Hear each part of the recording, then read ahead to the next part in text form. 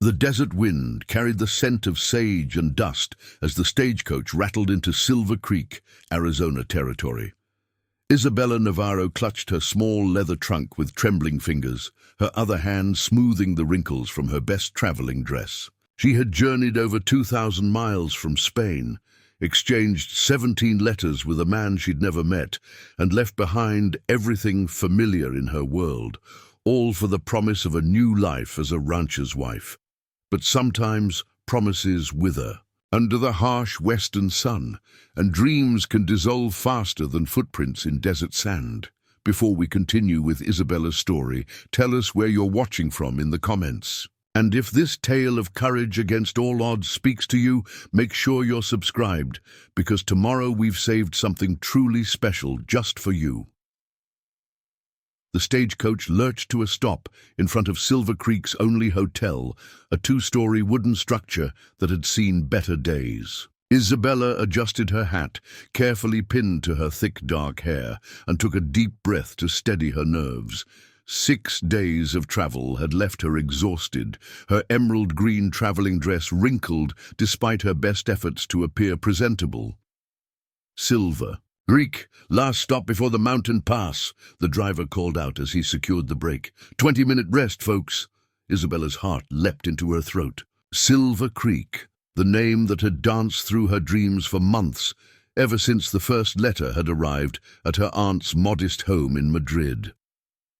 She removed the envelope from her reticule, unfolded so many times the creases had begun to tear, and traced her finger over the careful penmanship of William Blackwood, cattle rancher, and her soon-to-be husband.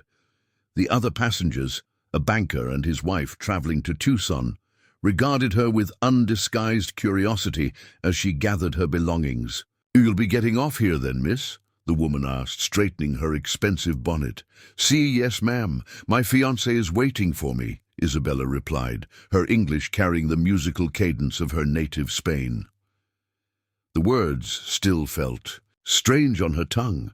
Fiancé, a man she had never met but had exchanged heartfelt letters with over the past 8 months. All alone, so far from home. The woman clucked her tongue. "Foreign bride, are you? You're a brave soul." Brave wasn't the word Isabella would have chosen. Desperate, perhaps, after losing her parents to influenza and facing life as an unmarried burden in her aunt's household. The matrimonial advertisement in the International Matrimonial Gazette had seemed like divine intervention. Established rancher, 38 years of age, seeks cultured European bride. Own 500-acre cattle ranch in Arizona territory. Seeking companion of good character and educated mind.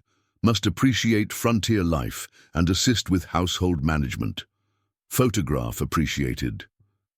Isabella had sent a photograph, one taken on her 24th birthday, showing her in her finest dress, her dark hair arranged fashionably, her olive complexion glowing with youth. William had responded enthusiastically, describing himself as a man of means, educated at Harvard, whose first wife had died of fever 3 years prior. What she hadn't revealed in her letters was the scandal that had made her position in Madrid. Society untenable, her broken engagement to the son of her father's business partner after her parents' deaths revealed their financial ruin. She hadn't detailed how the whispers and pointed stares had followed her through the streets, how doors had closed in her face, one by one, as her former friends abandoned her. What William hadn't mentioned in his letters was the growing anti-immigrant sentiment in Silver Creek, the local newspaper's editorials about preserving American values, or the town council's recent discussions about restricting land ownership to true citizens. The stagecoach driver helped Isabella down, his eyes widening slightly at her accented thanks, but he said nothing. Isabella stepped onto the dusty street, the Arizona heat immediately enveloping her despite the late September date. She took, in her first glimpse of Silver Creek, a single main street lined with wooden buildings, still bearing the raw look of frontier construction. A general store, A saloon with swinging doors, a small white church, a sheriff's office with a weathered sign. Men in dusty clothes moved about their business, eyeing the newly arrived stagecoach with mild interest. Women in simple dresses hurried. Along the boardwalk, several casting curious glances in her direction. Isabella stood beside her trunk, the merciless sun beating down on her uncovered head, and searched the faces for William Blackwood. His letters had described him as tall with light brown hair, but that description could fit half the men in town. She clutched her trunk handle tighter, fighting the anxiety rising in her chest. "You look lost, Mum." A boy of perhaps 12 approached, munching on a stick of licorice purchased from the general store. "Train don't come through often. You meeting someone?" "Yes," Isabella replied, trying to keep the nervousness from her voice. "Mr. William Blackwood. Do you know him?" The boy's eyes widened slightly. "Mr. Blackwood? Sure do. His ranch is about 5 miles outside town. You want me to fetch him for you? He comes to town most Saturdays for supplies." "Today is Saturday," Isabella said, her pulse quickening. "Is he here?" The boy nodded. "Saw him at Henderson's store about an hour ago." He squinted down the street. "That's him there, coming out of the bank." Isabella followed his gaze and her breath caught. A man was emerging from a building down the street, tall and broad-shouldered in a well-cut coat, his light brown hair visible beneath a cream-colored Stetson hat. Even from this distance, she could see he matched the description from the letters. "Thank you," she whispered to the boy, who shrugged and scampered off. Isabella smoothed her dress with trembling hands and picked up her trunk. This was the moment. She had traveled over 2,000 miles for the beginning of her new life. She took a deep breath and began walking toward him, her heart pounding against her ribs. William Blackwood was counting bills when he sensed someone approaching.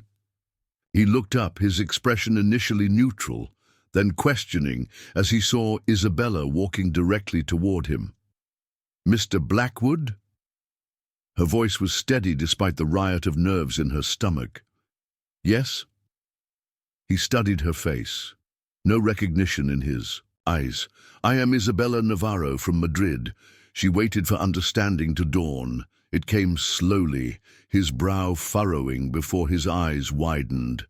"Miss Navarro, you're here?" "Yes," she smiled tentatively. "I received your letter confirming our arrangement. I came as soon as I could."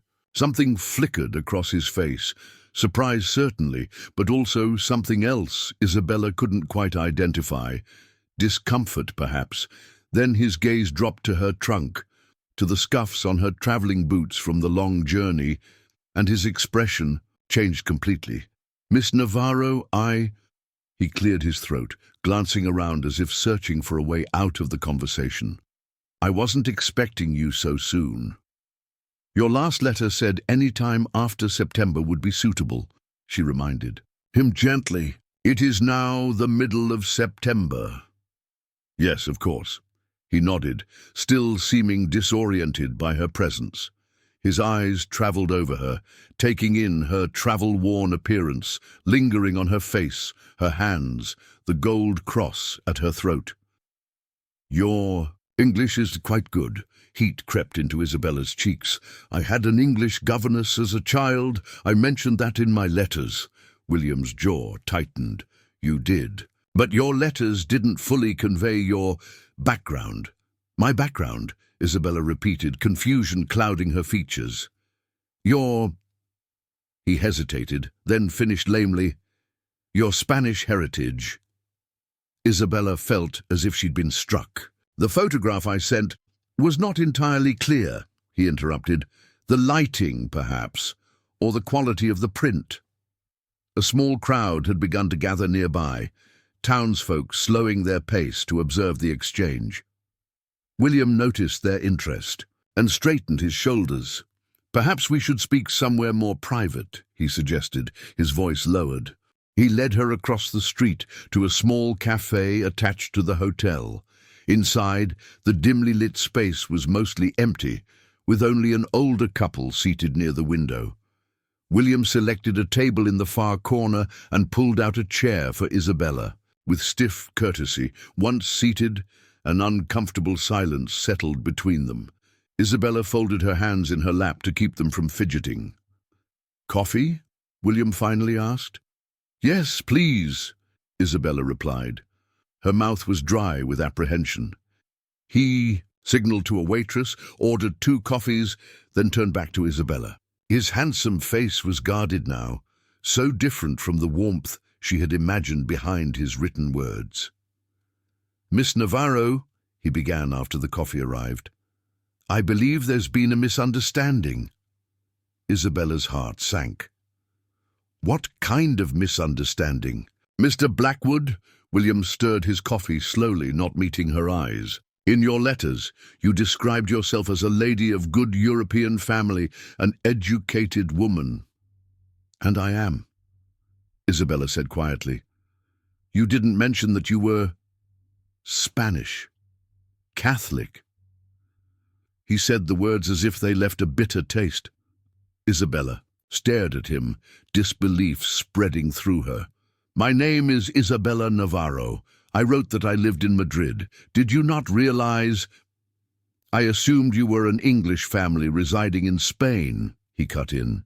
"Your English in your letters was impeccable. Your handwriting showed proper English schooling." "I told you I had an English governess," she repeated, struggling to understand how this detail could matter so deeply.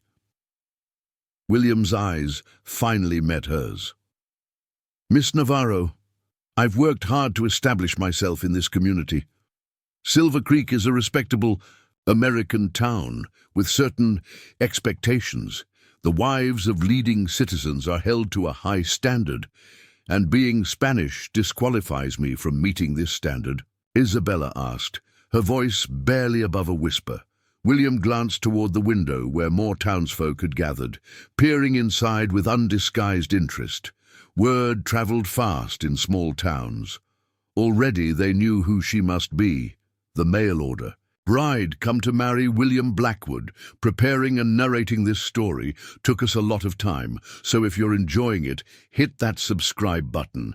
It means the world to us. Now, back to Isabella's predicament. "You must understand my position," William continued, lowering his voice. "I'm on the town council. I've announced our engagement at Sunday services. People have been congratulating me all week."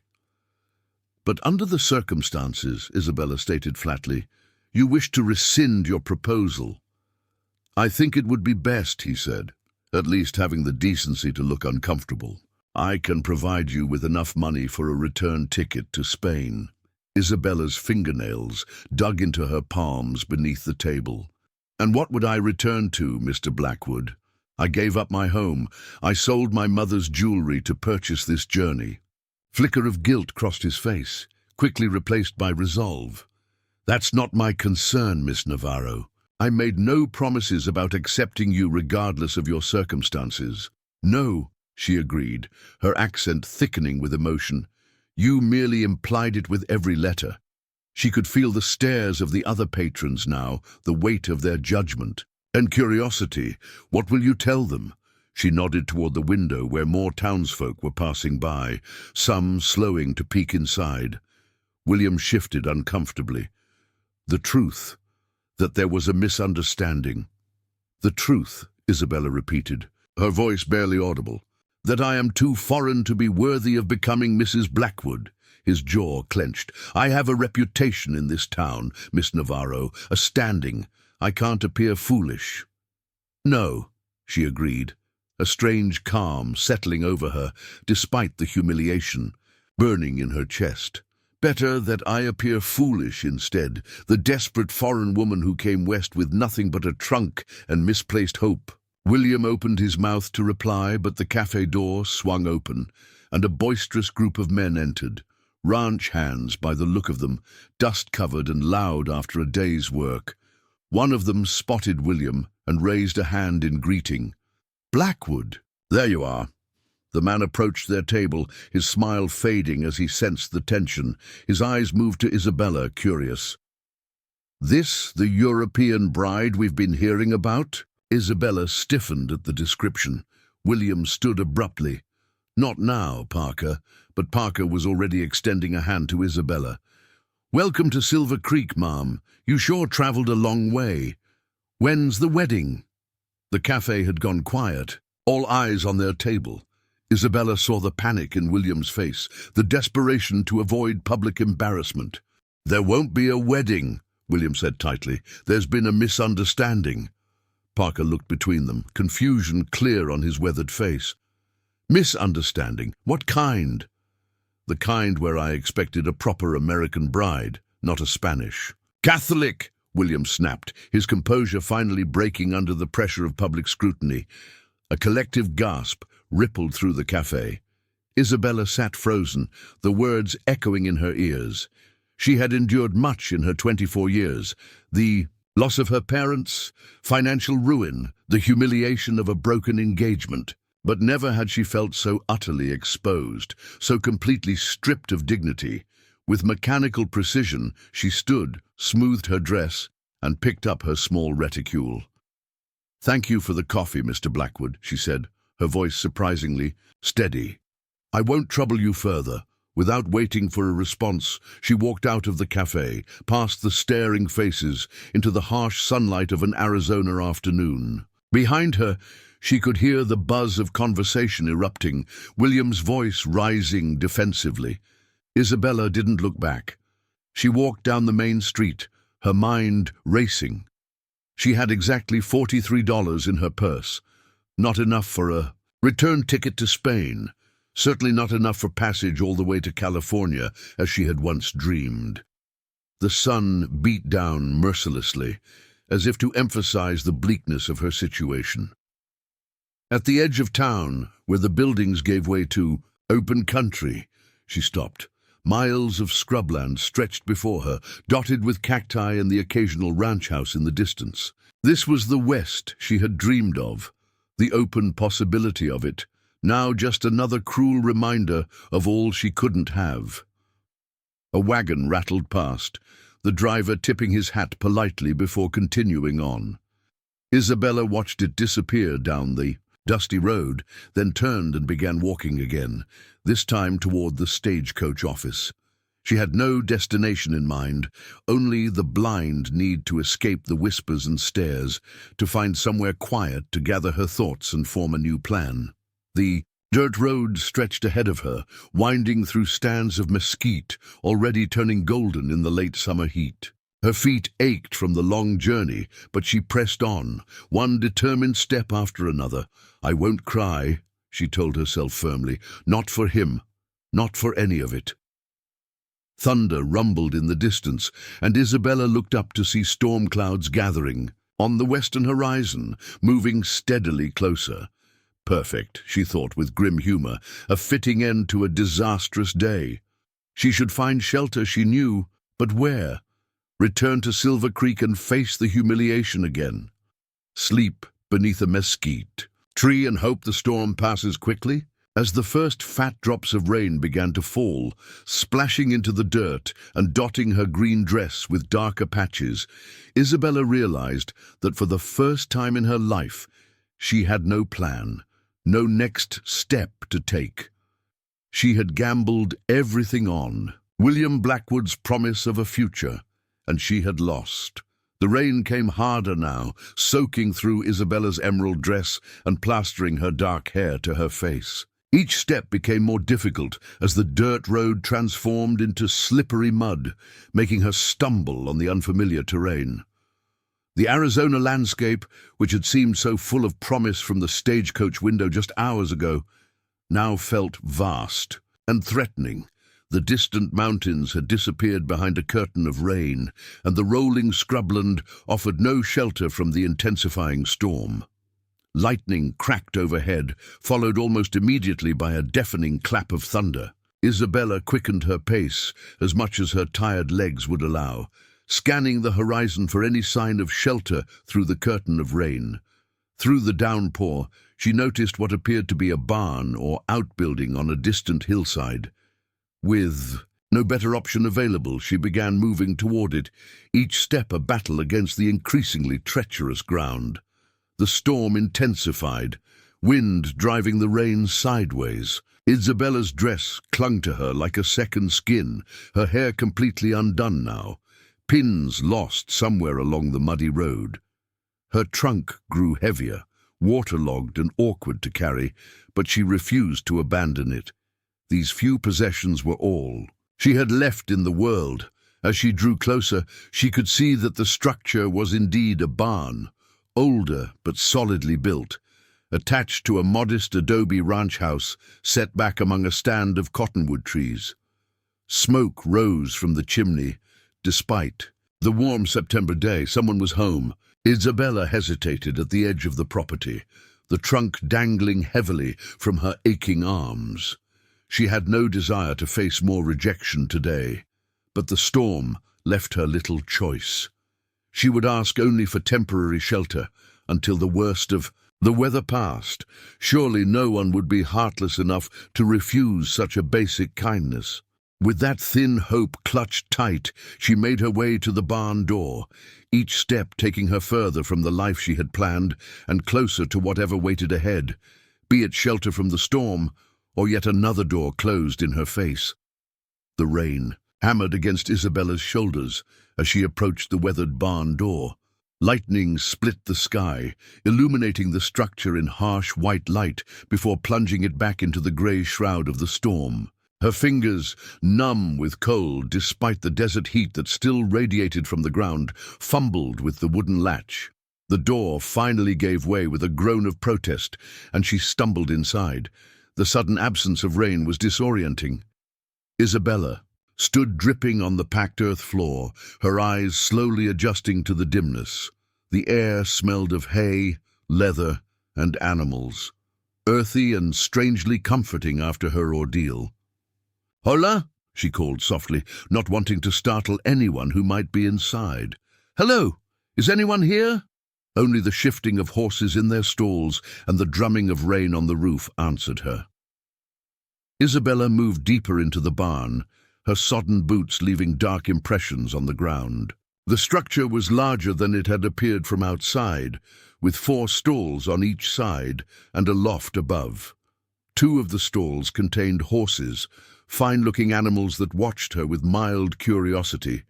This was no modest homestead, she realized. The quality of the barn alone spoke of care and attention to detail, though nothing about it suggested the kind of wealth William Blackwood had claimed. Unlike the boastful descriptions of his 500 acres of prime grazing land, this place had a lived-in quality.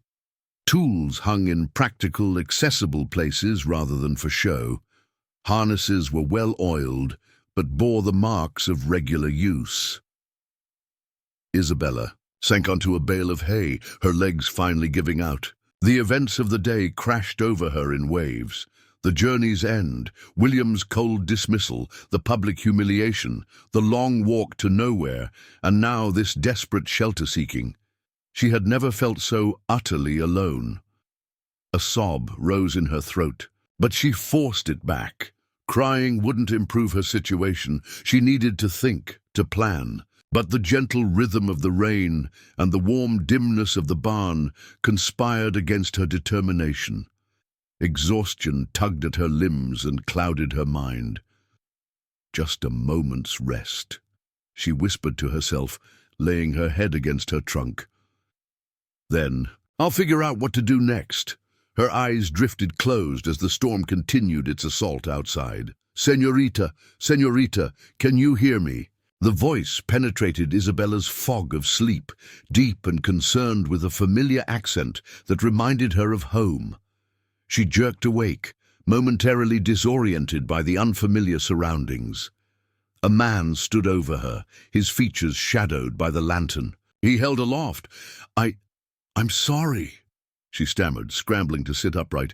"I didn't mean to trespass. The storm—" "Easy now," the man said, setting the lantern on a nearby post. "No one's accusing you of anything." As he moved into the light, Isabella could see him clearly for the first time. He was tall, with broad shoulders that strained against a simple cotton shirt. His face was tanned from long days outdoors, with Lines at the corners of eyes that suggested both laughter and hardship. A neatly trimmed moustache and beard covered a strong jaw. He looked to be in his mid-30s, with thick black hair and eyes so dark they appeared almost black in the lantern light. What caught her attention, however, was not his face, but the silver concho belt around his waist and the subtle embroidery. On his shirt collar, distinctly Mexican craftsmanship that reminded her of the artisans in Madrid who specialized in Spanish colonial designs. Miguel Reyes. He introduced himself with a slight bow, not offering his hand, but keeping a respectful distance. "This is my ranch you've wandered onto." "Isabella Navarro," she replied, smoothing her dress in a futile attempt at dignity. The fabric was still damp and hopelessly wrinkled. "Truly, I'm sorry for the intrusion, Senor Reyes. I was caught in the storm with nowhere to go." His eyes, a deep brown that reminded her of the coffee her father used to import, assessed her. With frank curiosity, his gaze lingered briefly on her trunk, then returned to her face. "You're a long way from anywhere to be out walking in this weather, Señorita Navarro," he observed. There was no accusation in his tone, just a simple observation that nevertheless demanded an explanation. Isabella hesitated. The truth was humiliating, but she was beyond pride at this point. "I arrived in Silver Creek today," she began. "My arrangements fell through. I found myself without accommodation or means to secure any." Understanding dawned in Miguel's expression. "You're the woman Blackwood sent for." Heat rushed to Isabella's cheeks. "Word travels fast." "Small towns," he said with a slight shrug. "Not much stays secret for long." Isabella reached for her trunk, moving to stand. "I'll be on my way, Señor Reyes. The rain has let up, and I've imposed enough." "Where exactly do you plan to go at this hour, Señorita Navarro?" he asked, making no move to stop her but clearly skeptical of her plan. "It's nearly sunset. Silver Creek is 5 miles back, and there's nothing else for 20 miles in any direction," Isabella faltered. She hadn't realized she'd walked so far. The storm had indeed quieted to a gentle patter, but the fading light outside the barn door was alarming. She would never reach town before dark. I don't know," she admitted, the simple truth of those 3 words devastating in their finality. Miguel studied her for a long moment, his expression unreadable. Then he sighed, a sound that seemed to come from deep within him. "My house isn't much," he said finally, "but there's a spare room with a bed, and I've got stew on the stove. You look like you could use both." Isabella stared at him, suspicion warring with desperate need. "Why would you help me?" "Because it's raining, you're stranded, and I'm not in the habit of sending people into the night with nowhere to go." He picked up the lantern. "It's just shelter and food, Señorita Navarro. Nothing more complicated than that." The simplicity of his answer, free from pity or ulterior motive, decided her. "Thank you, Señor Reyes. I accept your hospitality." He nodded once, then turned toward the barn door. "Follow me. Watch your step. The yard turns to mud after a storm." Outside, the world was draped in the hushed aftermath of rain. The clouds had broken in places, allowing glimpses of a rose-gold sunset. The air smelled clean and new, carrying the scent of wet earth and desert sage. The house stood approximately 50 yards from the barn, a substantial adobe structure with a covered porch wrapping around 2 sides. Light glowed from several windows, warm and inviting against the approaching dusk. As they approached, Isabella could see flowering cacti planted along the walkway and copper wind chimes hanging from the porch rafters. It was a blend of practical, frontier architecture and touches that spoke of someone who cared about creating a home, not just a shelter. Miguel led her up the porch steps and held the door open. Isabella hesitated at the threshold, suddenly aware of how bedraggled she must appear and the impropriety of entering a bachelor's home at such an hour. But the alternative was unthinkable.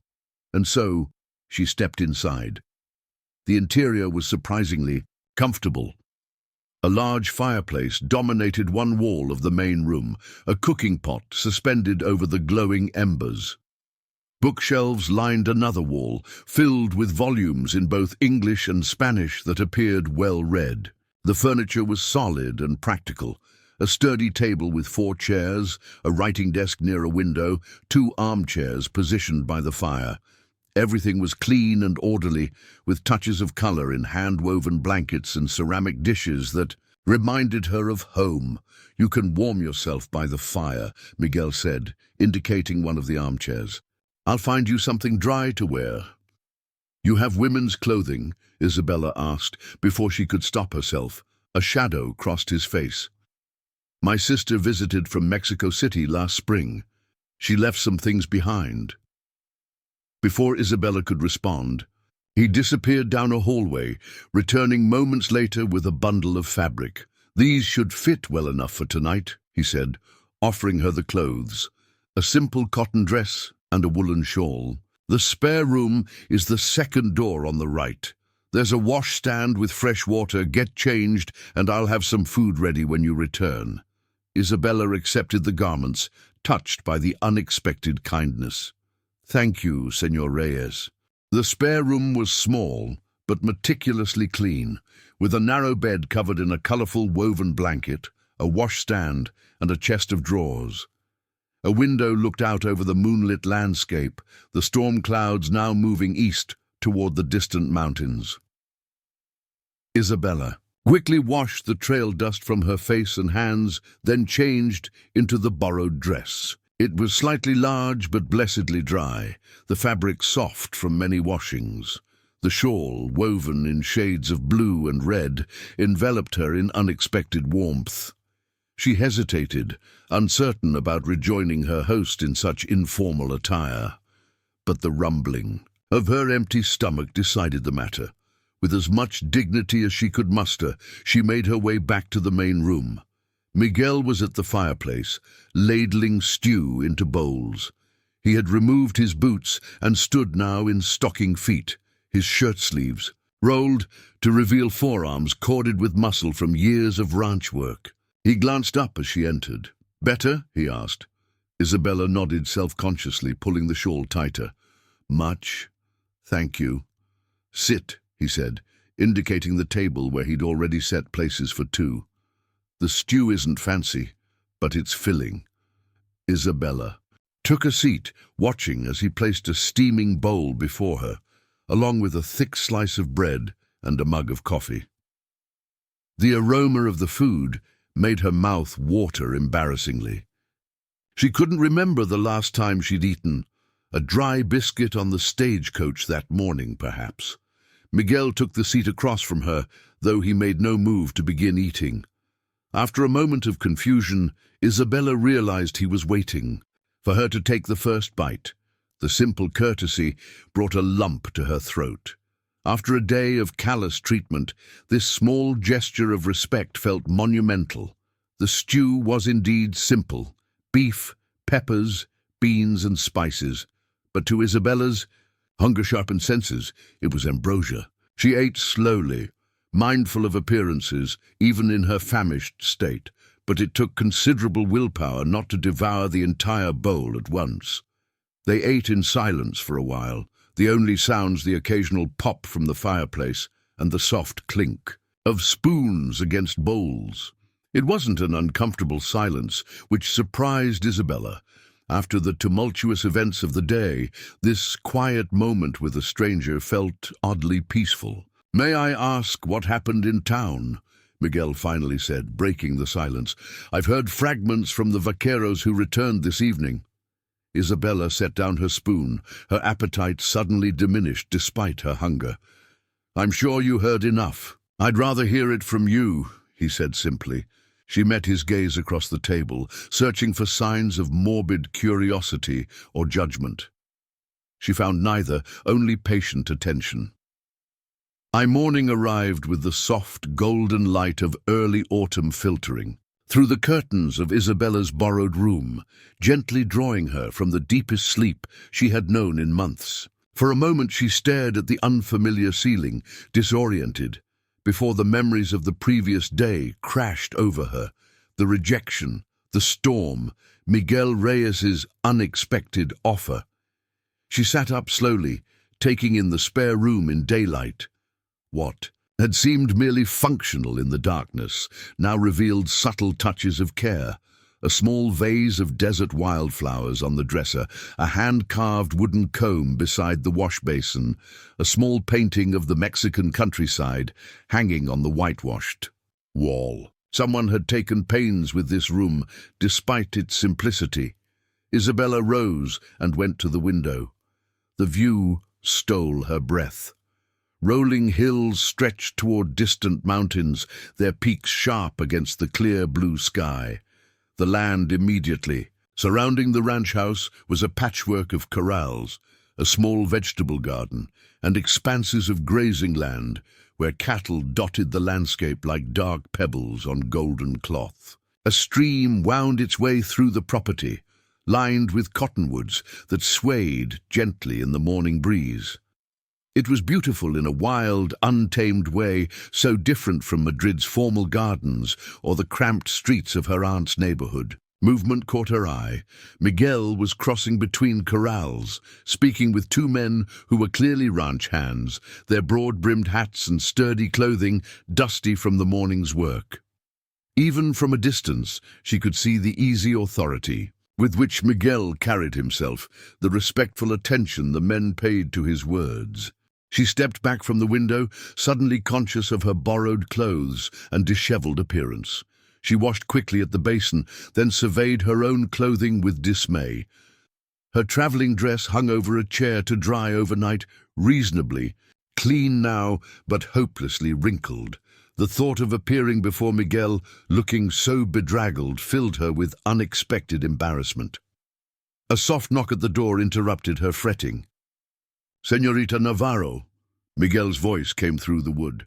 "I've left some things outside your door that might be useful. Take your time coming out." Isabella waited until his footsteps receded, then cracked the door open. On the floor sat a woven basket covered with a cloth. She brought it inside and lifted the covering with curious fingers. Inside, she found a dress of faded blue cotton, simple but well made, along with clean undergarments, a hairbrush, and a bar of soap that smelled of lavender. Beneath these lay a pair of leather sandals that looked handcrafted, and a small pot of what appeared to be lotion made with aloe. Isabella touched each item with wonder. The clothing was plain but practical, working clothes rather than finery, yet the thoughtfulness of including such necessities moved her deeply. She dressed quickly, finding that while the clothes were slightly large, they were not uncomfortably so. Looking in the small mirror above the washstand, she hardly recognized herself. The woman who stared back looked neither like the proper Spanish lady she had been raised to be, nor the desperate, rain-soaked creature of yesterday. Instead, she saw someone new, perhaps someone who might belong in this wild landscape after all. When she finally emerged, she found the main room empty, but a pot of coffee warming on the stove and a cloth-covered plate on the table with a note beside it. The note, written in a surprisingly elegant hand, read, "Gone to check the north pasture. Help yourself to breakfast. Make yourself at home. M.R." 2 weeks. That was their agreement. 14 days to determine if this arrangement would work. But what exactly was this arrangement? Housekeeper? Ranch assistant? Some combination of both? And what would happen when the 2 weeks ended? Isabella pushed these questions aside for now. Better to focus on the immediate, proving her worth, earning her keep, and considering her options one day at a time. After breakfast, eggs, tortillas, and beans that she found still warm on the stove, she washed her dishes and surveyed the house. It was clean, but clearly maintained by someone who focused on function over comfort. The shelves needed dusting, the wooden floor a thorough sweeping. The kitchen area was organized but showed evidence of bachelor living. Mismatched plates, Utensils tossed in a drawer rather than properly sorted. Isabella rolled up her sleeves and set to work. She found cleaning supplies in a pantry off the kitchen: lye soap, vinegar, beeswax, rags and brushes. Starting with the main room, she cleaned methodically, taking care not to disturb the placement of Miguel's possessions while removing months of accumulated dust. As she worked, she took note of the books on his shelves, volumes on cattle breeding and ranch management, but also history, philosophy, and what appeared to be poetry in both Spanish and English, not the library of an uneducated rancher, certainly. One section held several well-worn volumes about indigenous peoples of the region, with handwritten notes tucked between pages. By mid-morning, she had swept and dusted the main room and kitchen area and was scrubbing the plank floor when a sound at the door made her look up. A woman stood in the doorway, middle-aged and sturdy, with her grey-streaked black hair pulled into a long braid and sharp eyes that took in Isabella's appearance in one sweeping glance. "So it's true," the woman said without preamble, her English heavily accented. "Miguel has taken in Blackwood's cast-off." Isabella rose slowly from her knees, cloth still in hand.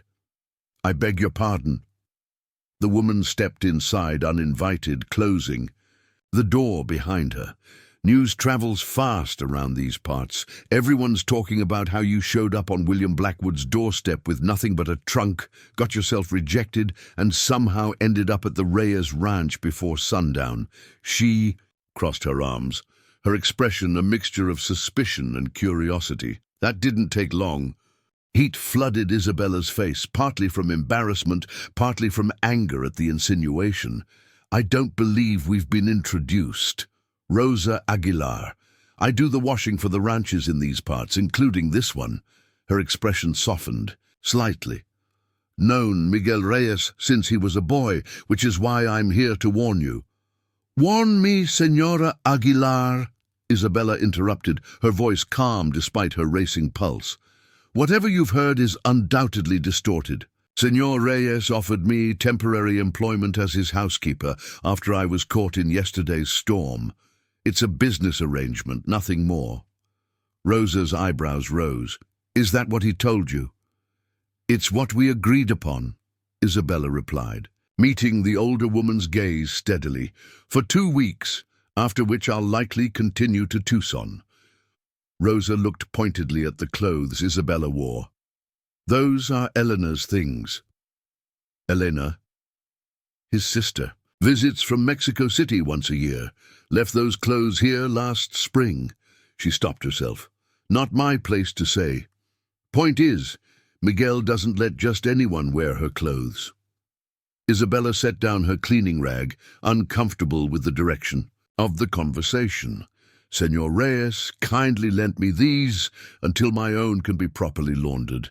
I'd hardly call that inappropriate." Rosa studied her for a long moment, then sighed. "You're not what I expected." "And what did you expect, Senora Aguilar? Someone looking to take advantage?" She gestured vaguely. "Pretty foreign girl, desperate circumstances, wealthy Mexican rancher. Wouldn't be the first time that story played out badly." Despite herself, Isabella felt a grudging respect for the woman's bluntness. "I assure you I have no designs on Senor Reyes or his property. As soon as I've earned enough for passage to Tucson, I'll be on my way."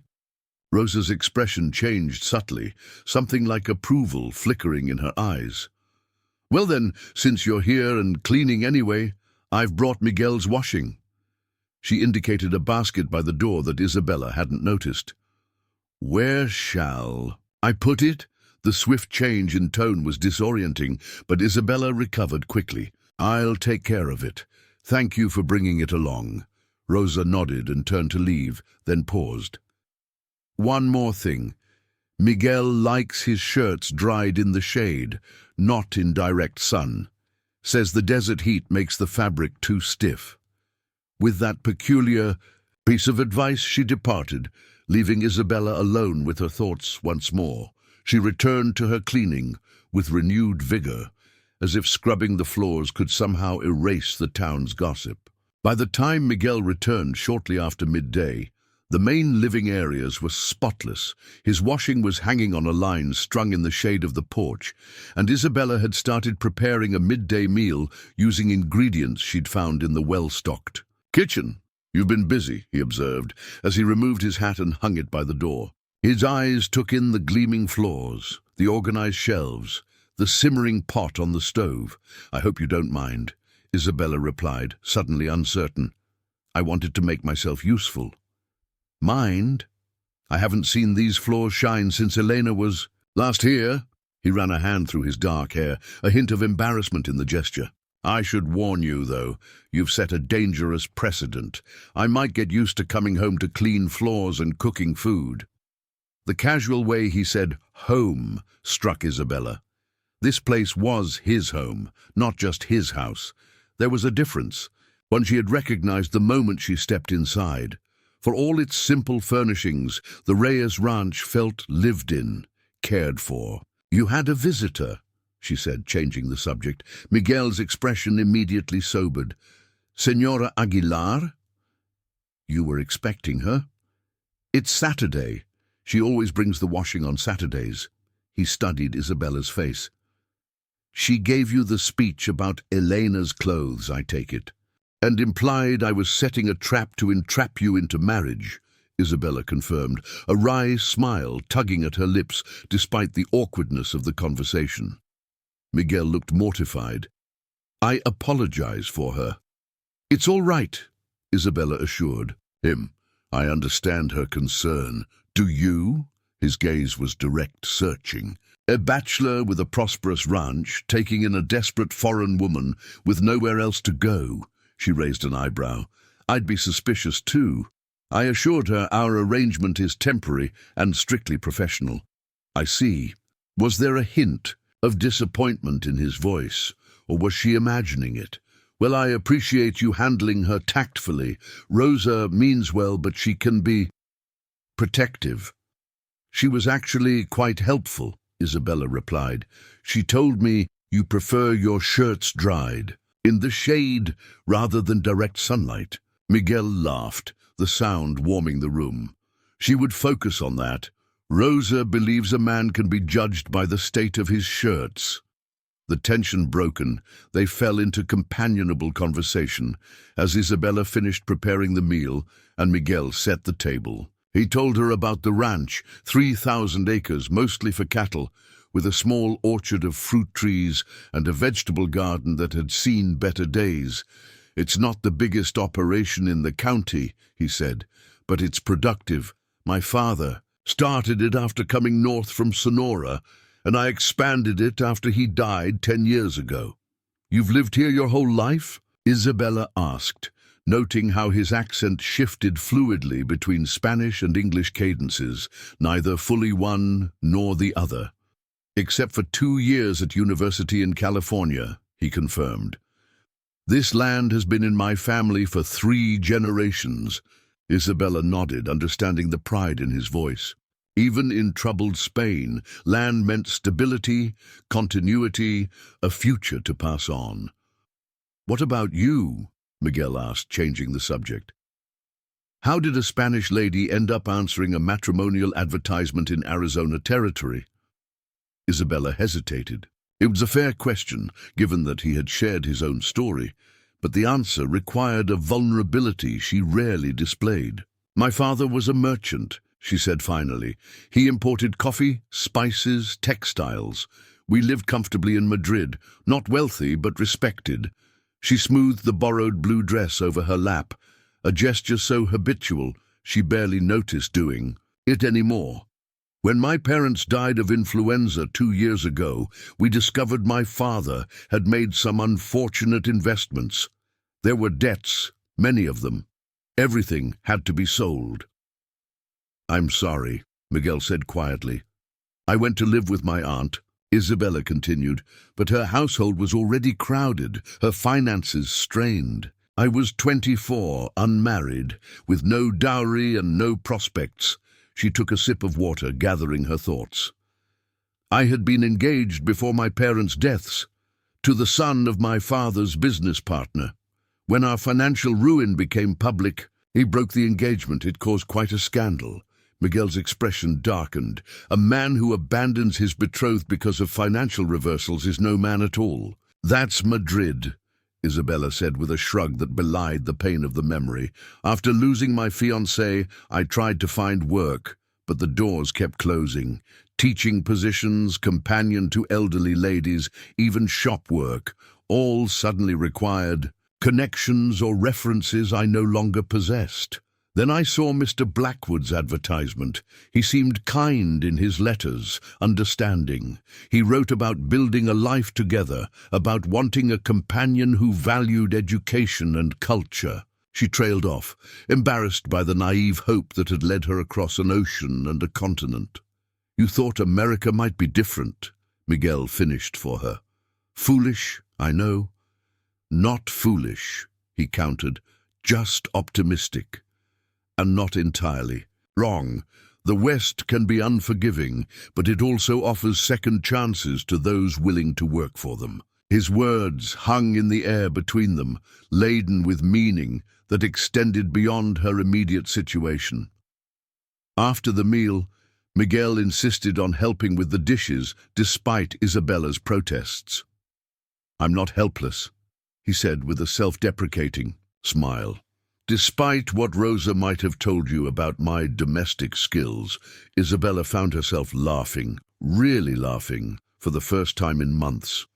Well, if you insist on helping, I insist you dry. I've organized the cupboards, and I won't. Have you undoing my system? They worked side by side in comfortable silence, the gentle domesticity of the task a balm after the chaos of the previous day. When the kitchen was clean, Miguel invited her to join him on the porch. I usually take coffee out here in the afternoons, he explained. The view helps clear my mind. The porch wrapped around two sides of the adobe house, offering vistas of both the distant mountains and the sprawling ranch lands. A pair of wooden rocking chairs faced the western view, where the afternoon sun illuminated the landscape in shades of gold and amber. Isabella settled into one chair, while Miguel brought out 2 cups of strong coffee, sweetened with honey. Your ranch is beautiful, she said, sipping the rich brew. Very different from what I imagined the American West would be like. What did 3 days passed with surprising swiftness.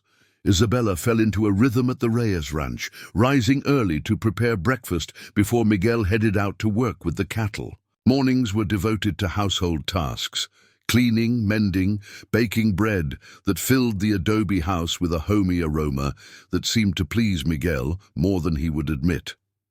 Afternoons found her in the small vegetable garden behind the house, clearing weeds and planning what might be planted when the cooler season arrived. On this particular afternoon, Isabella knelt in the rich soil, pulling stubborn weeds that had flourished in neglect. The sun warmed her shoulders through the faded blue work dress, and the breeze carried the scent of sage from the nearby hills. She had tied her hair back with a strip of cloth and rolled her sleeves to the elbow, practicality winning over propriety. You have a way with growing things, Miguel observed, approaching from the direction of the corral. He had been training a young horse all morning, and dust clung to his clothes.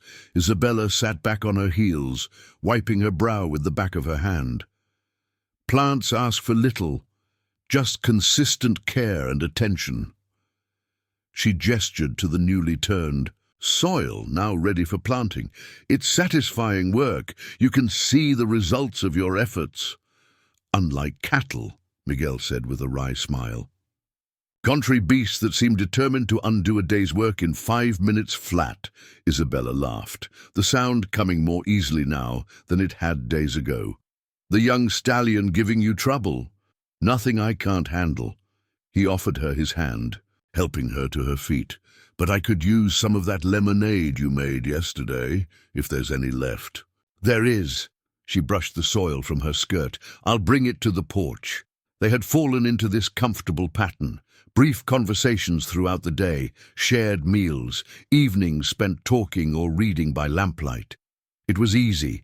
This arrangement between them, perhaps too easy, Isabella sometimes thought, for something meant to be temporary.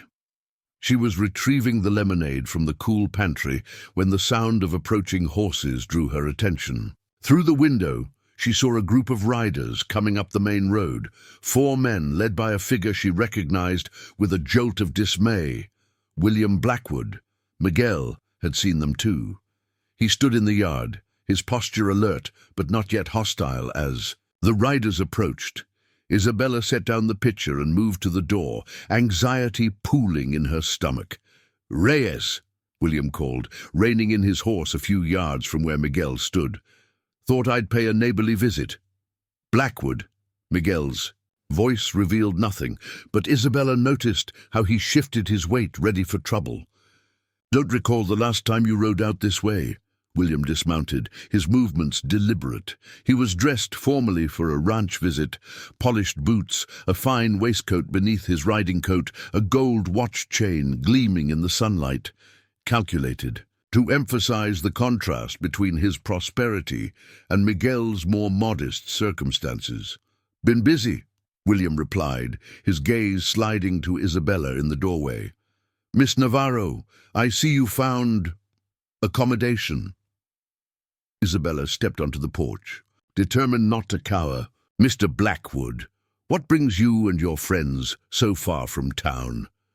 The men with William remained mounted, their expressions ranging from curious to openly hostile. Isabella recognized one as Parker, the man from the cafe who had witnessed her humiliation. Another wore a badge, though his young face suggested limited experience as a lawman. "Heard you were staying out at the Reyes place," William said, his tone pleasant but his eyes cold. "Got concerned about your welfare." "My welfare," Isabella echoed incredulously. "A single foreign woman, alone at a remote ranch with a bachelor of questionable reputation. Folks in town were worried." Miguel's jaw tightened, but his voice remained calm. "Señorita Navarro is employed here as my housekeeper. Nothing improper." "About that," William raised an eyebrow. "Is that what they're calling it these days?" One of his companions snickered. Isabella felt heat rise in her cheeks, not from embarrassment but from anger at the insinuation. "I believe Señor Reyes has made the situation clear, Mr. Blackwood," she said evenly. "I'm earning my keep until I have sufficient funds to move on." "Very convenient arrangement," William observed, "especially for a woman who arrived in town with nothing but the clothes on her back." He turned to Miguel. "Didn't figure you for a charity case, Reyes." "And I didn't figure you for a coward, Blackwood," Miguel replied evenly. "Yet here you are, bringing 3 men to back you in a conversation that could have been handled alone." William's smile tightened. "Just being cautious. Your temper's well known. In these parts, only to those who provoke it." Miguel crossed his arms. "State your business plainly. My time's valuable even if yours isn't." The young deputy shifted uncomfortably in his saddle. "Mr. Blackwood reported concerns about the lady's situation, Mr. Reyes. As an officer of the law." "As Blackwood's errand boy," Miguel interrupted. "You've got no authority here, Jenkins, unless you've got a warrant or evidence of wrongdoing." The young man flushed. "Well, no, but—" "Then this is trespassing," Miguel stated flatly. "And harassment." William stepped forward, his cordial facade slipping. "You think you're untouchable. Out here, don't you, Reyes? The town council might be interested to know you're harboring a woman of questionable virtue." Before Miguel could respond, Isabella descended the porch steps, rage propelling her forward. "Questionable virtue? Because I had the misfortune of putting my faith in a man who values appearances over character? Or because I accepted honest work instead of begging on the streets after you discarded me like unwanted baggage?" William blinked, clearly not expecting such direct confrontation. "Now, Miss Navarro, no." She cut him off, her voice steady despite her racing heart.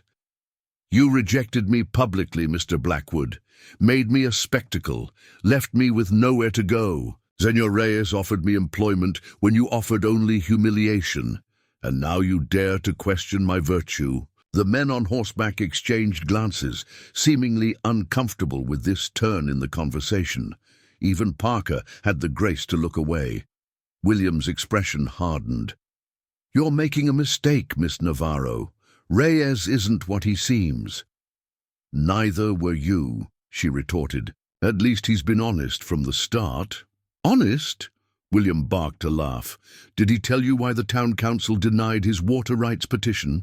Or about the trouble with his vaqueros last year when they accidentally drove cattle across? Anglo ranches? Did he tell you about the mestizo squatters he allows to live on his land?" Miguel moved with unexpected swiftness, grabbing William by the front of his expensive coat. "That's enough, Blackwood." The other men immediately tensed, hands moving toward their weapons. The young deputy dismounted, his inexperience evident in his nervous demeanor. "Mr. Reyes, I'm going to have to ask you to release Mr. Blackwood," he said, his hand resting uneasily on his holstered pistol. For a moment, the tableau held, Miguel's knuckles white against William's coat, the mounted men waiting for a signal, Isabella frozen in place. Then Miguel released William with a slight shove, stepping back.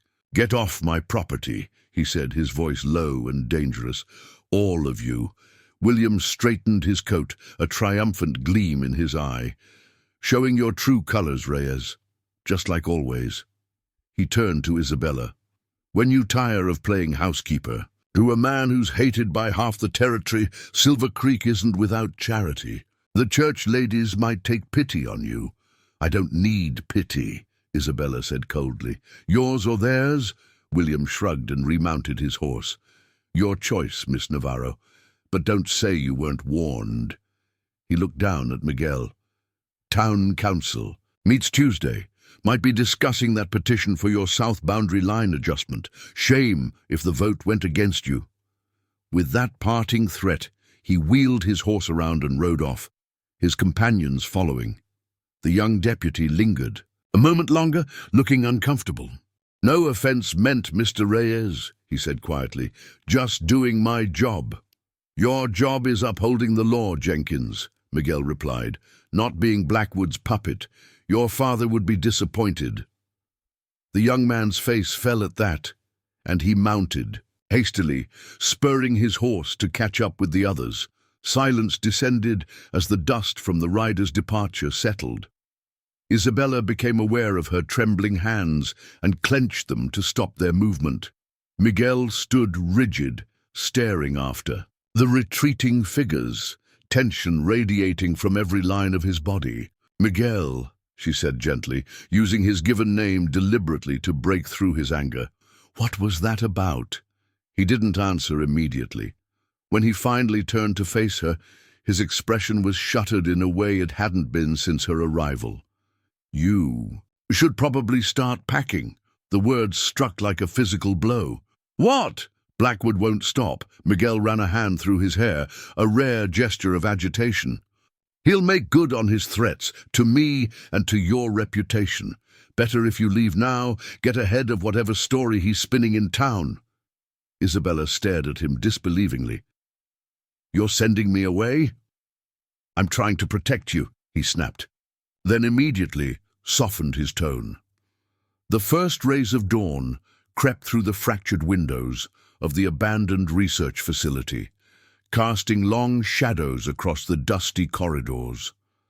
Elena sat hunched over a makeshift workstation, her fingers tracing the intricate network of connections she had meticulously mapped over the past nights. The walls around her were covered in a complex web of photographs, handwritten notes, and digital printouts, a visual representation of the conspiracy that had consumed her entire existence.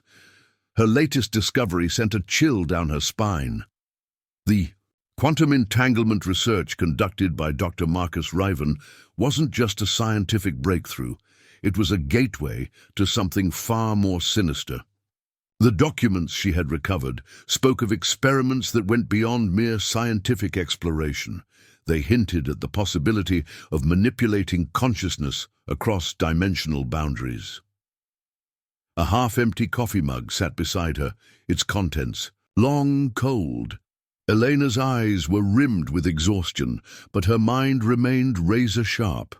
She had been tracking the interconnected network of corporations, government agencies, and shadow organizations that had been funding Raven's research. Each thread she pulled revealed another layer of complexity, another hidden connection that defied conventional understanding. The breakthrough came in the form of an encrypted data fragment she had discovered buried deep within a server log from a decommissioned research station in Svalbard. It contained fragmented references to something called Project Nexus, a collaborative effort that seemed to involve scientists from multiple countries, all working towards an objective that remained frustratingly obscure.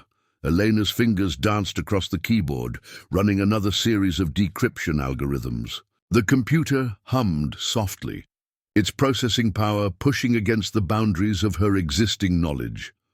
She had long since modified the system, integrating custom-built hardware that could handle the most complex computational challenges.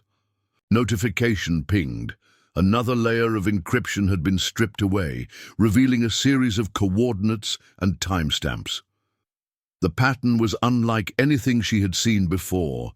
It suggested a form of communication that transcended traditional communication methods.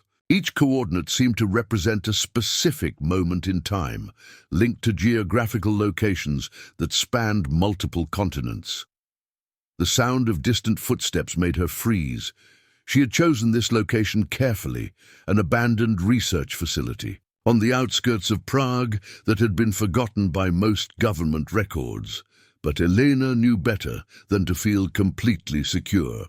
The organizations she was investigating had resources that extended far beyond conventional surveillance. Her hand instinctively moved to the modified pulse transmitter she kept hidden beneath her jacket. A custom-built device that could disrupt electronic tracking and create momentary interference in surveillance systems. It was one of many precautions she had developed over the years of her investigation. The research she had uncovered suggested that Raven's work wasn't just about scientific exploration. The quantum entanglement experiments had revealed something profound about the nature of consciousness, a potential to link human experiences across what previously had been considered immutable boundaries. Some of the research notes hinted at the ability to transfer consciousness, or at least fragments of memory and experience, across different dimensional planes. Her investigation had begun years ago, triggered by the mysterious disappearance of her mentor, Dr. Helena Kovac. What had started as a personal quest for understanding had transformed into a global investigation that threatened to unravel a conspiracy of unprecedented magnitude. The deeper she dug, the more she realized that the boundaries between scientific research, corporate interests, and governmental manipulation were far more blurred than anyone could imagine. The latest set of decrypted files suggested that Project Nexus was more than just a research initiative. It appeared to be a sophisticated network designed to explore and potentially control the fundamental mechanisms of human consciousness. The implications were staggering. If the research was genuine, it meant that the very concept of individual identity could be manipulated, transferred, or potentially even replicated. Elena pulled out a worn leather notebook, its pages filled with handwritten notes and diagrams. Certain pages were marked with complex mathematical equations that seemed to dance between quantum mechanics and something that bordered on metaphysical speculation.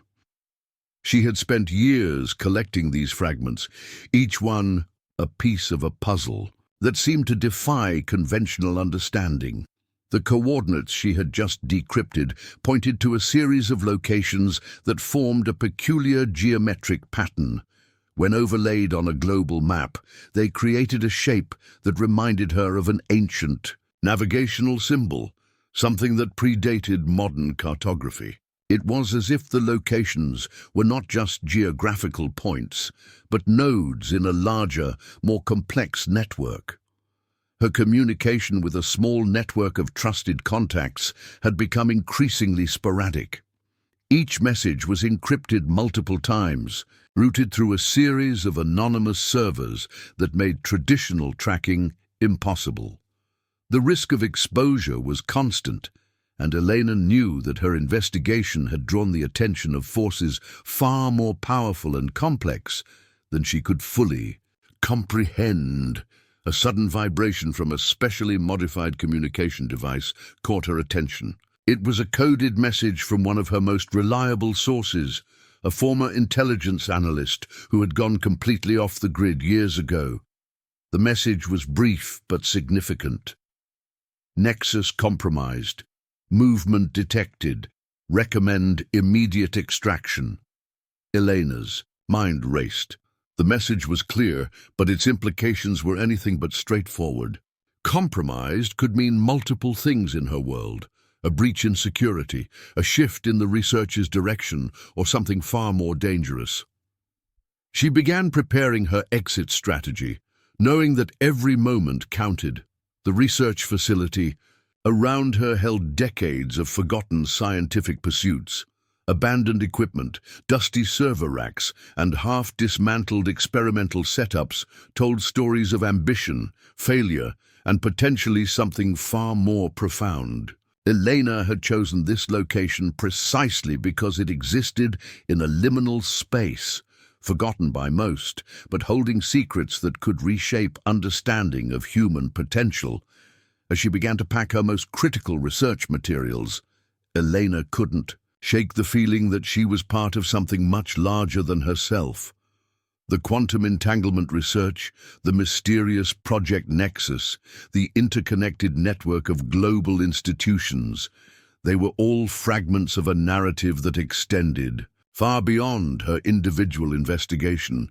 The morning light continued to spread, illuminating the dust particles that danced in the air. Another day of pursuit, another step closer to unraveling a mystery that threatened to redefine the very nature of human experience. Elena knew that her journey was far from over. In many ways, it was just beginning. The underground research, complex beneath the Atacama Desert, stretched like a metallic labyrinth. Its sterile white corridors a stark contrast to the arid landscape above. Dr. Victor Ramirez moved with calculated precision, his footsteps echoing softly against the reinforced concrete walls. The facility represented the pinnacle of technological isolation, a place where the boundaries of scientific exploration blurred with the most extreme forms of human ambition. Holographic displays flickered to life as he approached the central research chamber, each screen displaying complex quantum algorithms and neurological mapping data. The work conducted here was beyond classified. It existed in a realm where national security and scientific breakthrough converged into something far more transformative. A team of 12 researchers worked in near absolute silence, their movements synchronized like a carefully choreographed performance. Each wore specialized neural interface suits that monitored their biological responses in real time, creating a symbiotic relationship between human consciousness and the advanced technological environment. The current experiment pushed the boundaries of what was previously considered impossible. They were attempting to map the quantum signature of human consciousness, a process that involved creating a comprehensive digital representation of neural networks that could potentially exist independent of physical brain matter. The implications were staggering, suggesting the possibility of consciousness transfer or preservation beyond biological constraints. Ramirez approached the primary research terminal, his fingers dancing across a holographic interface that responded to the slightest neural impulse. Years of specialized training had transformed him into something more than a traditional scientist. He was an architect of human potential, someone who understood that the next evolutionary step might not be biological, but informational. The most recent data stream revealed something unexpected. The quantum entanglement patterns they had been studying showed anomalies that defied their existing mathematical models. It was as if the consciousness they were mapping was exhibiting properties of self-adaptation, creating neural pathways that responded to observation in ways that challenged fundamental principles of quantum mechanics. A soft alarm triggered in the background, barely audible, but immediately catching Ramirez's attention. One of the test subjects in the isolation chamber was experiencing an unprecedented neurological response. The brain activity graphs showed a pattern that looked less like scientific data and more like a complex language with rhythms and structures that suggested communication beyond traditional understanding. The isolation chamber itself was a marvel of engineering. Constructed from materials that could block every known form of electromagnetic interference, it represented the ultimate controlled environment. Thick layers of lead, quantum dampening alloys, and advanced electromagnetic shielding created a space that was more theoretical construct than physical room.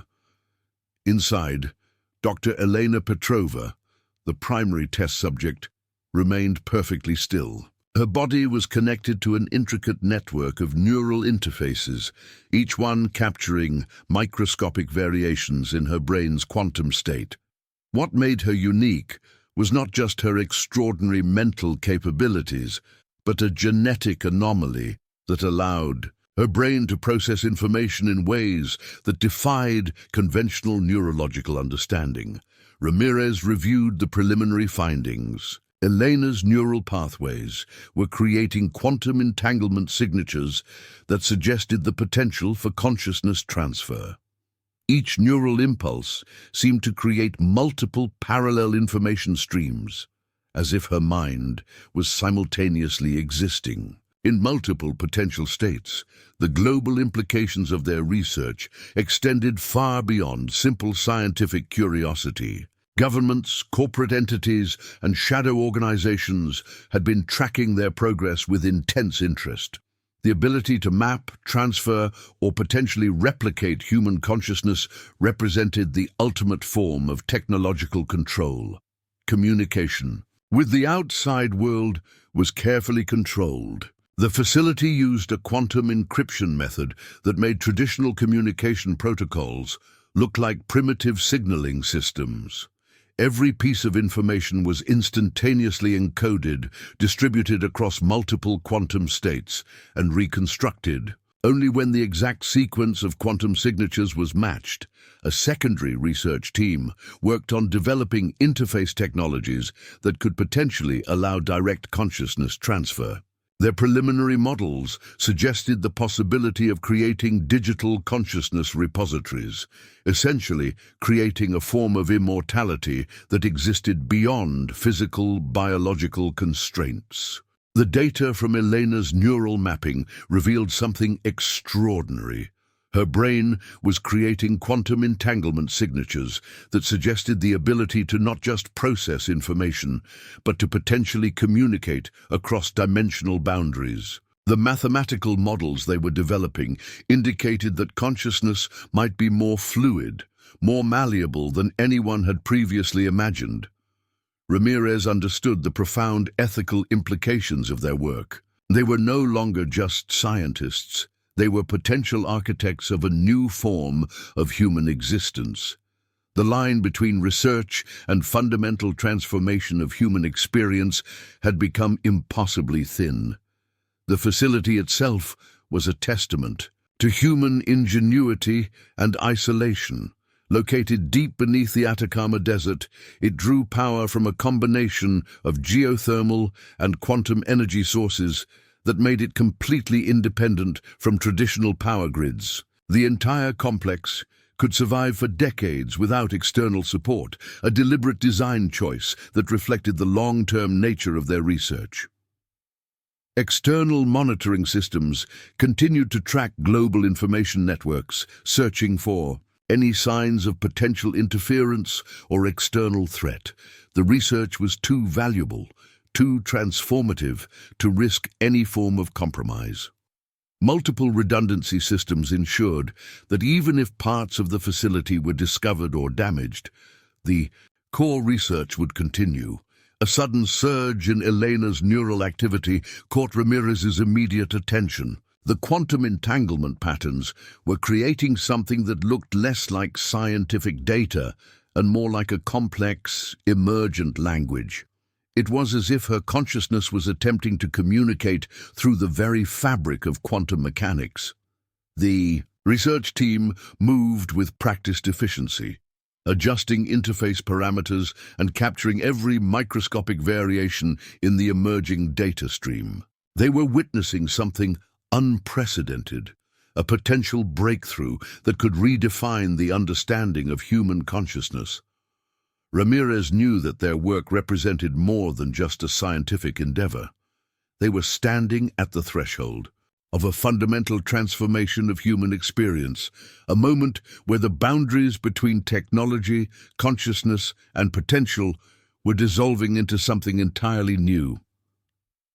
As the first phase of the experiment reached its critical point, the entire facility seemed to hold its breath. The quantum mapping systems were capturing something extraordinary, a glimpse into a form of existence that existed beyond traditional understanding, a potential key to unlocking the deepest mysteries of human consciousness. The ancient monastery, perched precariously on the edge of the Carpathian Mountains, seemed to exist outside of time itself. Stone walls, weathered by centuries of wind and isolation, stood as silent witnesses to countless secrets. Within its most hidden chamber, a collection of manuscripts and artifacts told a story far more complex than any historical record could capture. Father Andrei Kostov moved with the measured grace of someone who had spent decades guarding knowledge that was never meant to be widely understood.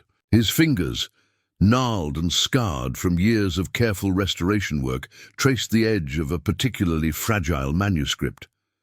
The document was written in a language that predated most known linguistic systems, a cryptographic puzzle that had consumed generations of scholars. The manuscript spoke of quantum consciousness long before such a concept existed in scientific terminology. Fragments of text described a form of perception that transcended physical boundaries, suggesting that human consciousness could exist as a fluid, transferable essence rather than a fixed biological construct. Each page revealed layer upon layer of sophisticated understanding that seemed millennia ahead of its time. Kostov had dedicated his entire life to preserving and understanding these documents. The monastery was more than a religious institution.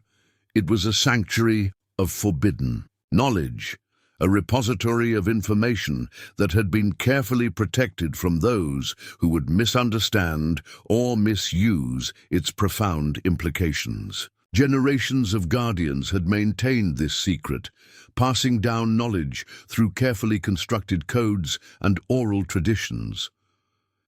The most recent research from global scientific institutions had begun to echo the ancient texts in ways that sent shivers down Kostov's spine. Quantum entanglement studies, consciousness transfer experiments, the emerging understanding of neural networks. They were all slowly converging on insights that his predecessors had documented centuries ago. A sophisticated communication system hidden within the monastery's architectural design allowed Kostov to maintain contact with a select network of researchers and guardians.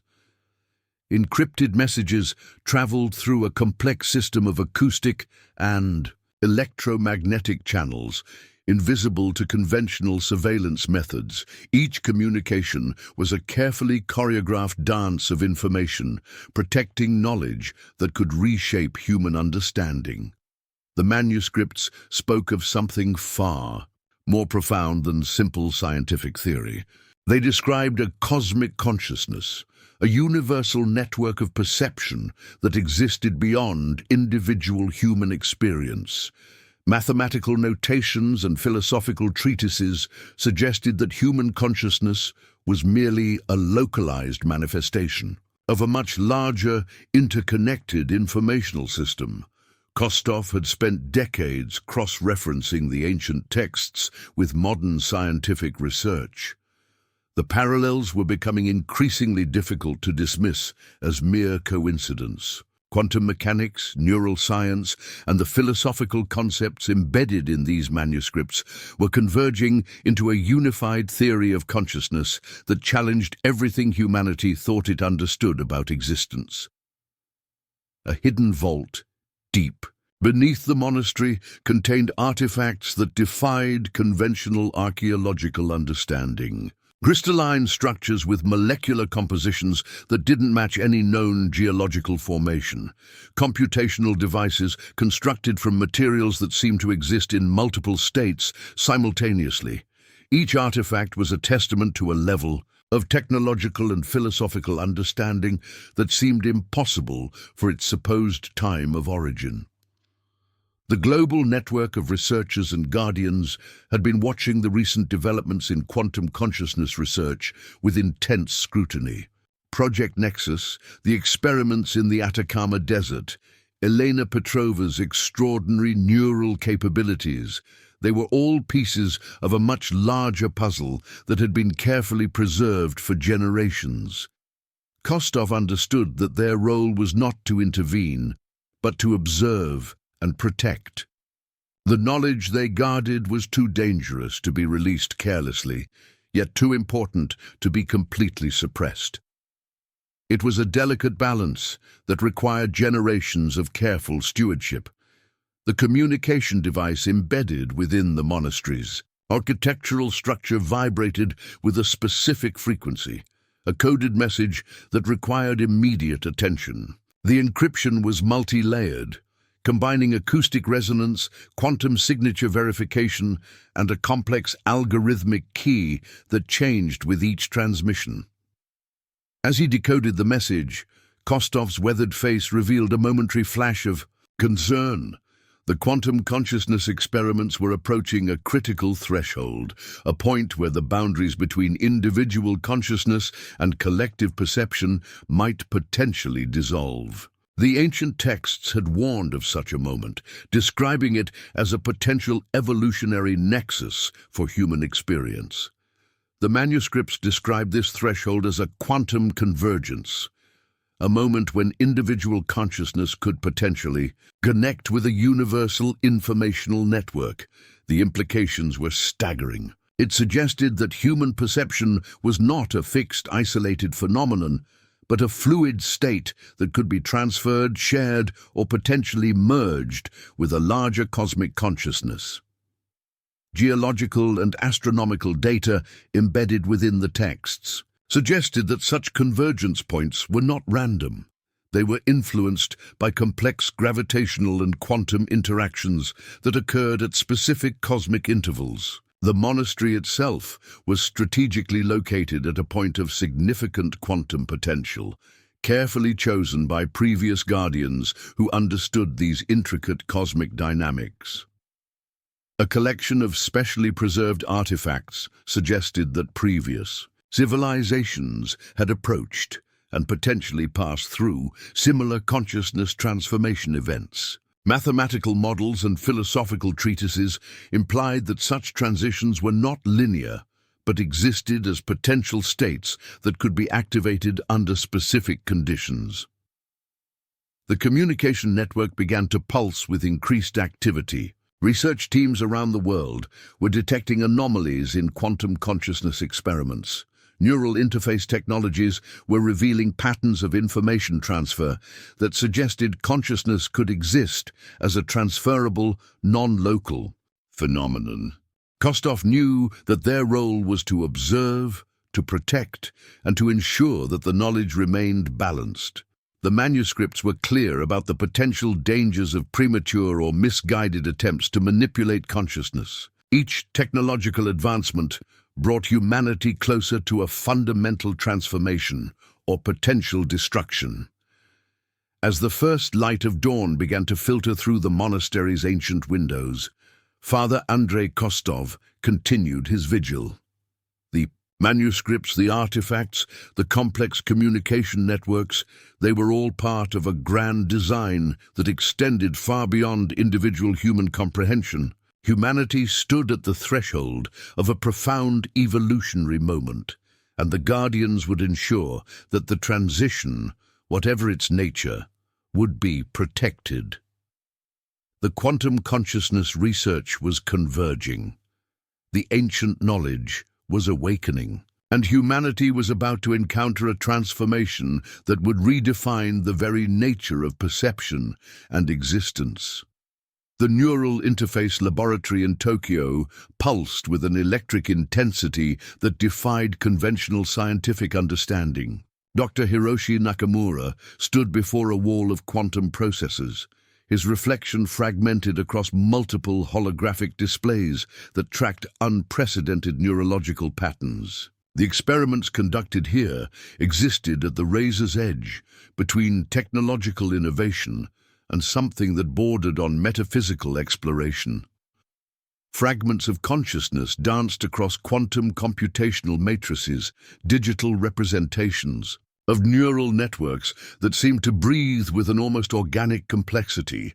The research team had long since abandoned traditional methodological constraints, embracing an approach that merged quantum mechanics, advanced neuroscience, and theoretical philosophical constructs. Elena Petrova's neural signature had become the cornerstone of their most ambitious experiment.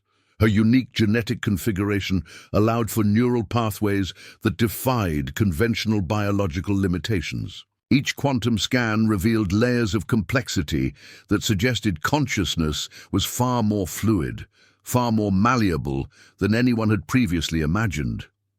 The facility operated under multiple layers of global security protocols.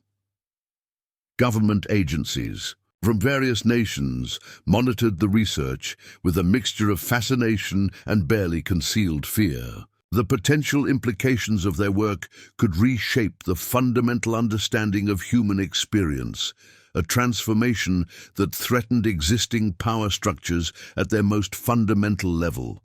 Nakamura's personal research had begun decades ago, triggered by a series of unexplained neurological phenomena that conventional science could not explain. Patients with extraordinary cognitive abilities, individuals who demonstrated inexplicable forms of information transfer, consciousness patterns that seemed to exist beyond traditional biological constraints. These were the puzzle pieces that had driven his lifetime of investigation. The quantum processors hummed with an almost sentient energy. Each computational node was designed to capture microscopic variations in neural signatures, creating a multidimensional map of consciousness that went far beyond traditional brain imaging techniques. They were not just observing neural activity, they were attempting to understand the fundamental language of consciousness itself. A breakthrough had occurred during the previous night's experimental sequence. The neural interface had captured something unprecedented, a quantum signature that suggested consciousness could potentially exist as a transferable, non-local phenomenon. The mathematical models defied existing scientific understanding, indicating that individual perception might be more of a localized manifestation of a larger, interconnected informational network. External monitoring systems continued to track global information networks, searching for any potential correlations or interference patterns. The research was too valuable to risk any form of compromise. Multiple redundancy systems ensured that even if parts of the facility were discovered or damaged, the core research would continue uninterrupted. The most recent data streams revealed a complex informational structure that looked less like scientific data and more like a sophisticated communication system. Neural pathways were creating quantum entanglement signatures that suggested the potential for consciousness transfer, a concept that had previously existed only in the realm of speculative philosophy. Genetic analysis of Elena Petrova had uncovered extraordinary mutations that allowed her neural networks to process information in ways that challenged fundamental principles of neurological function. Her brain seemed capable of creating quantum entanglement signatures that could potentially communicate across dimensional boundaries. Nakamura understood that they were standing at a critical evolutionary threshold. The research was no longer about simple scientific exploration. It represented a fundamental transformation of human potential. The boundary between technological innovation and a new form of human experience had become impossibly thin. The facility drew power from a combination of quantum energy sources and advanced geothermal systems that made it completely independent from traditional power infrastructures. Every aspect of the research complex had been designed with long-term sustainability and absolute security in mind. Communication with external research teams occurred through a quantum encryption method that made traditional communication protocols look like primitive signaling systems. Information was instantaneously encoded, distributed across multiple quantum states, and reconstructed only when the exact sequence of quantum signatures was matched. A secondary research team worked on developing interface technologies that could potentially allow direct consciousness transfer. Their preliminary models suggested the possibility of creating digital consciousness repositories, essentially developing a form of technological immortality that existed beyond physical biological constraints. The global scientific community watched the research with a mixture of fascination and apprehension. Universities, government agencies, and private research institutions had been tracking the quantum consciousness experiments with intense interest. The potential to map, transfer, or potentially replicate human consciousness represented the ultimate technological frontier. Elena Petrova's neural mapping continued to reveal extraordinary capabilities. Her brain was creating quantum entanglement signatures that suggested the ability to not just process information, but to potentially communicate across dimensional boundaries. The mathematical models they were developing indicated that consciousness might be far more fluid and malleable than anyone had previously imagined. Philosophical implications merged with technological innovation. They were no longer just scientists, they were potential architects of a new form of human existence. The line between research and fundamental transformation of human experience had become increasingly blurred. As the experimental sequence reached its critical point, the entire facility seemed to hold its collective breath.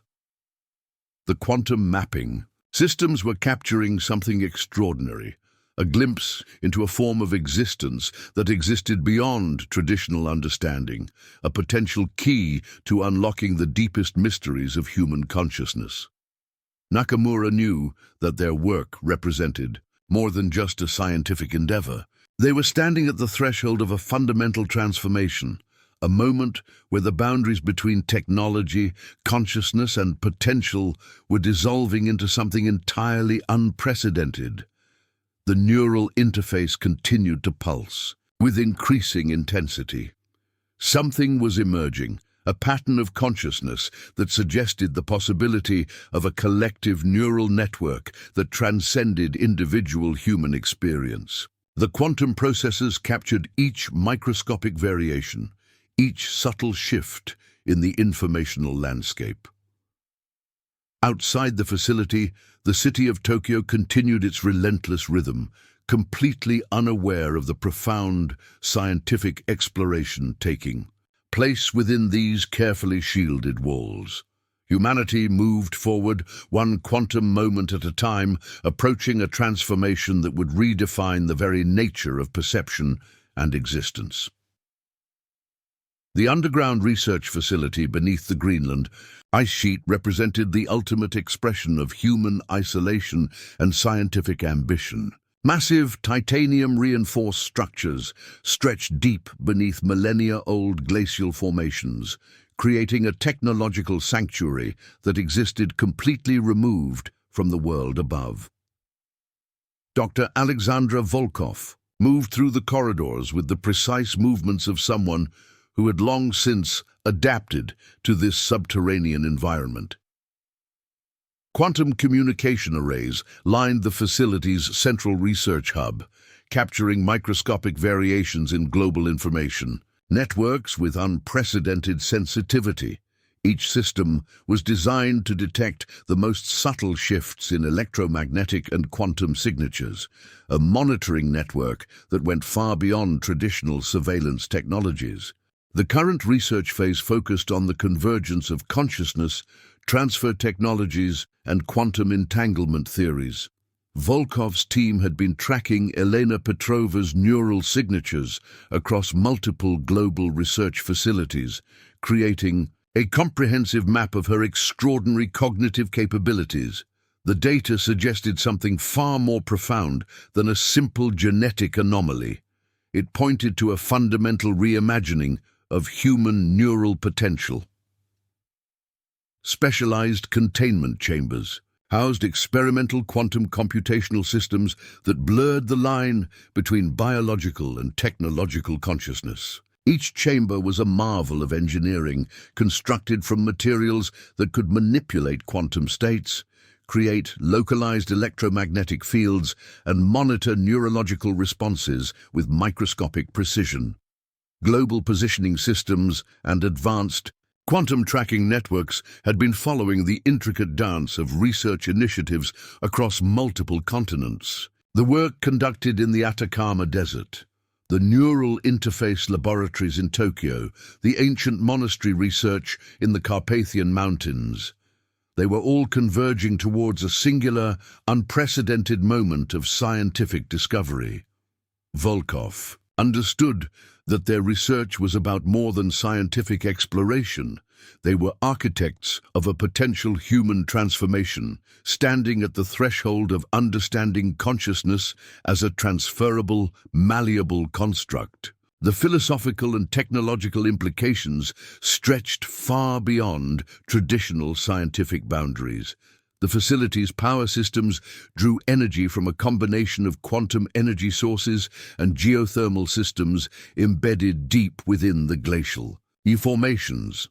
Multiple redundancy systems ensured that the research could continue indefinitely, completely isolated from external infrastructure. It was a deliberate design choice, a recognition that the work conducted here was too important to be vulnerable to external disruption.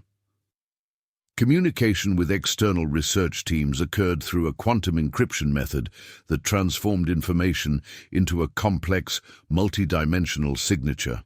Traditional communication protocols became obsolete when confronted with the sophisticated information transfer systems developed by Volkov's team. Elena Petrova's neural mapping continued to reveal extraordinary capabilities that challenged fundamental understanding of human cognitive potential.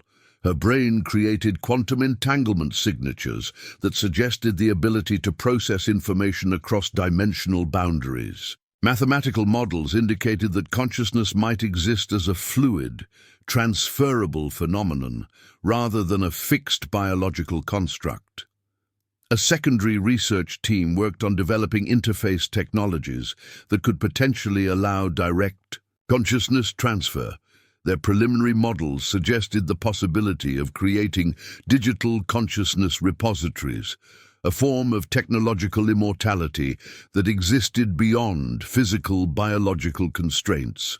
The global scientific community watched the research with a mixture of fascination and apprehension. Universities, government agencies, and private research institutions had been tracking the quantum consciousness experiments with intense interest.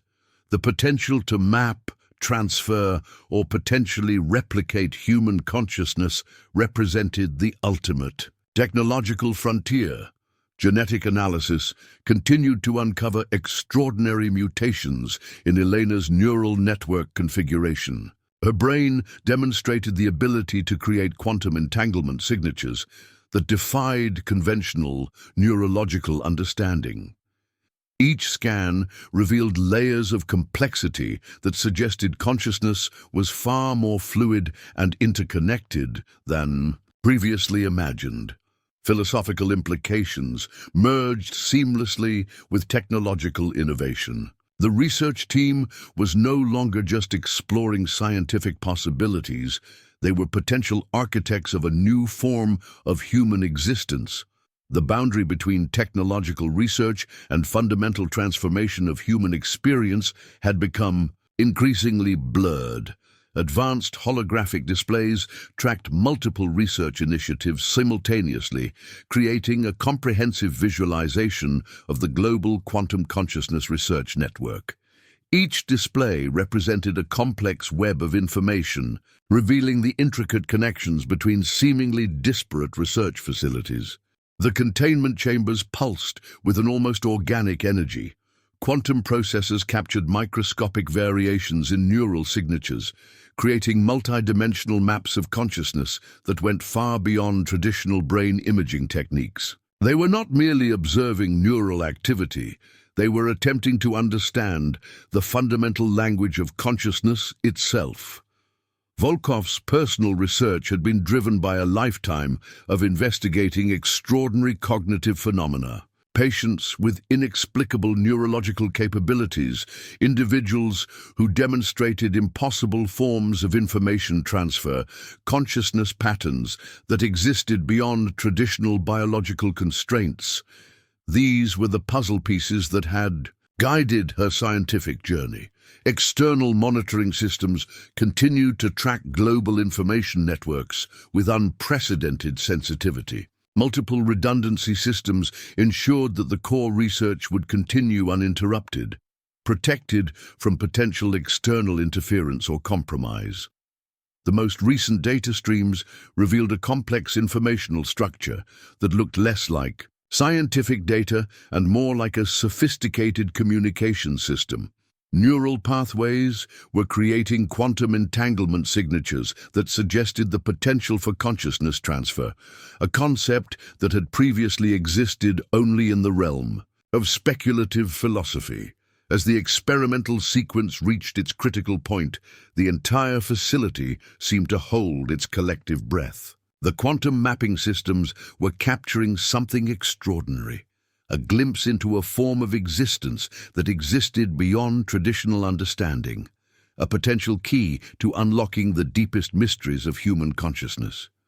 Volkov knew that they were standing at a critical evolutionary threshold. The research represented more than scientific exploration. It was a fundamental transformation of human potential. The boundary between technological innovation and a new form of human experience had become impossibly thin. The quantum processes continued to hum with increasing intensity. Something was emerging, a pattern of consciousness that suggested the possibility of a collective neural network that transcended individual human experience. Each microscopic variation was captured, each subtle shift in the informational landscape meticulously documented. Deep beneath the Greenland ice sheet, humanity moved closer to a transformation that would redefine the very nature of perception and existence. The research continued, relentless and uncompromising, approaching a moment that would forever alter the understanding of human potential. The remote research station in New Zealand's Southern Alps represented the culmination of decades of interdisciplinary scientific exploration. Nestled between razor-sharp mountain peaks and ancient forests, the facility existed as a testament to human ingenuity and the relentless pursuit of understanding consciousness beyond its traditional boundaries. Dr. Marcus Chen stood before a complex array of quantum interface systems, his reflection fragmented across multiple holographic displays that captured the most intricate neural signatures ever recorded. The research had long since transcended conventional scientific methodologies, entering a realm that blended quantum mechanics, advanced neuroscience, and philosophical speculation into a unified investigative approach. Elena Petrova's neural signature had become the central axis of their most ambitious experimental sequence. Her unique genetic configuration allowed for neural pathways that challenged every established understanding of human cognitive potential. Each quantum scan revealed layers of complexity that suggested consciousness was a fluid, adaptable construct far more profound than previous scientific models had ever imagined. The facility operated under multiple layers of global security protocols, with government agencies and private research institutions monitoring the experiments with a mixture of fascination and carefully contained apprehension. The potential implications of their work threatened to reshape fundamental understanding of human experience, a transformation that could potentially destabilize existing power structures at their most fundamental level. Chen's personal research trajectory had been shaped by a lifetime of investigating extraordinary neurological phenomena.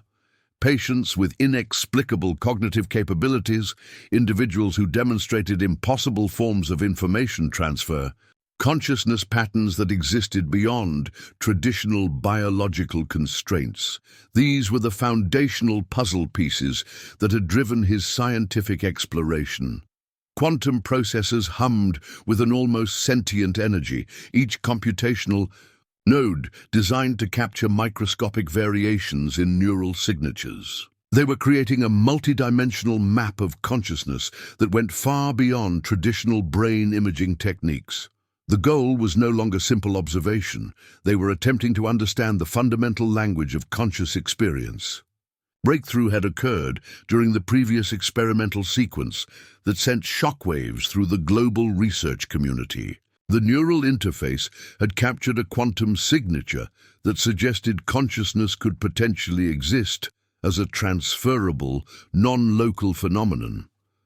Mathematical models defied existing scientific understanding, indicating that individual perception might be a localized manifestation of a larger interconnected informational network.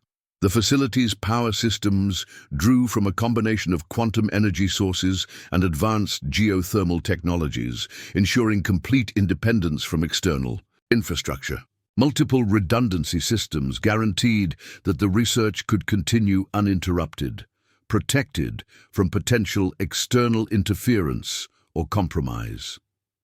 Genetic analysis of Elena Petrova continued to uncover extraordinary mutations that allowed her neural networks to process information in ways that challenged fundamental principles of neurological function.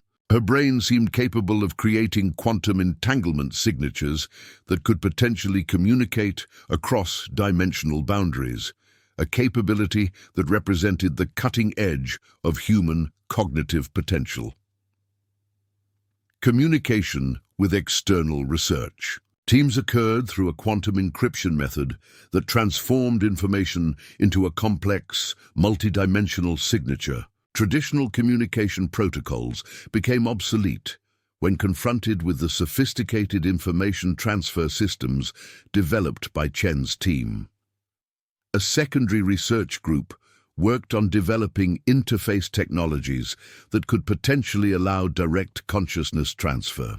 Their preliminary models suggested the possibility of creating digital consciousness repositories, essentially developing a form of technological immortality that existed beyond physical biological constraints. External monitoring systems continued to track global information networks with unprecedented sensitivity. The research was too valuable to risk any form of compromise. Each data stream was meticulously analyzed, each quantum signature carefully mapped and cross-referenced across multiple global research initiatives. The most recent experimental data revealed a complex informational structure that looked less like scientific data and more like a sophisticated communication system. Neural pathways were creating quantum entanglement signatures that suggested the potential for consciousness transfer, a concept that had previously existed only in the realm of speculative philosophy. Chen understood that they were standing at a critical evolutionary threshold. The research was no longer about simple scientific exploration. It represented a fundamental transformation of human potential. The boundary between technological innovation and a new form of human experience had become increasingly blurred. Philosophical implications merged seamlessly with technological innovation. The research team was no longer just exploring scientific possibilities. They were potential architects of a new form of human existence. Each quantum scan, each neural mapping sequence brought them closer to understanding consciousness as a malleable, transferable construct. Advanced holographic displays tracked multiple research initiatives simultaneously, creating a comprehensive visualization of the global quantum consciousness research network. Each display represented a complex web of information, revealing the intricate connections between seemingly disparate research facilities around the world. The containment chambers pulsed with an almost organic energy. Quantum processors captured microscopic variations in neural signatures, creating multi-dimensional maps of consciousness that challenged every existing understanding of human cognitive potential. They were not merely observing neural activity. They were attempting to decode the fundamental language of conscious experience. Global positioning systems and advanced quantum tracking networks had been following the intricate dance of research initiatives across multiple continents. The work conducted in the Atacama Desert, the neural interface laboratories in Tokyo, the ancient monastery research in the Carpathian Mountains, the underground facility in Greenland, they were all converging towards a singular, unprecedented moment of scientific discovery. As the experimental sequence reached its critical point, the entire facility seemed to hold its collective breath. The quantum mapping systems were capturing something extraordinary, a glimpse into a form of existence that existed beyond traditional understanding, a potential key to unlocking the deepest mysteries of human consciousness. The quantum processors continued to hum with increasing intensity. Something was emerging, a pattern of consciousness that suggested the possibility of a collective neural network that transcended individual human experience. Each microscopic variation was captured, each subtle shift in the informational landscape meticulously documented. Chen knew that they were witnessing something unprecedented. The research represented more than scientific exploration. It was a fundamental transformation of human potential. The boundary between technological innovation and a new form of human experience had become impossibly thin. Outside the research station, the Southern Alps stood as silent witnesses to a moment of profound scientific exploration. Humanity moved closer to a transformation that would redefine the very nature of perception and existence, one quantum moment at a time. The convergence occurred at precisely 03:47 GMT, a moment that would later be described as the most significant evolutionary transition in human history. Across the multiple research facilities, from the Atacama Desert to the Greenland ice sheet, from the Carpathian Mountains to the laboratories of Tokyo and New Zealand, something unprecedented happened. Elena Petrova's neural signature became the catalyst, her unique quantum consciousness acting as a bridge between individual perception and a collective informational network that defied every existing understanding of human experience. The quantum processors captured a moment of transformation that was simultaneously happening and yet existed beyond traditional temporal constraints. Dr. Victor Ramirez, in the Atacama facility, watched in awe as the quantum entanglement signatures began to create a complex, living information matrix. Dr. Hiroshi Nakamura in Tokyo documented microscopic variations that suggested consciousness was moving beyond individual biological boundaries. Father Andrei Kostov in the Carpathian monastery recognized patterns that matched ancient manuscripts describing a cosmic consciousness. The transformation was not a singular event, but a complex, multidimensional process. Consciousness became fluid, transferable, no longer constrained by the traditional limitations of individual biological systems. Neural networks began to create connections that transcended physical space, forming a collective informational landscape that was simultaneously everywhere and nowhere. Global communication systems momentarily went dark. Satellite networks flickered. For a brief, extraordinary moment, human perception existed as a unified, interconnected experience that defied every previous understanding of individual identity. Elena's consciousness became the initial node of this new perceptual network. Her unique genetic configuration, the result of decades of careful research and extraordinary circumstances, allowed her to act as a bridge between individual human experience and a collective quantum consciousness. The research teams watched, in a mixture of scientific fascination and profound existential wonder. They had anticipated technological breakthroughs, but nothing could have prepared them for the actual moment of transformation. Consciousness was no longer something that happened within individual brains. It had become a fluid, transferable phenomenon that existed across multiple dimensional boundaries. Quantum processors captured the moment of transition, a complex, informational signature that looked less like scientific data and more like a living, breathing communication system.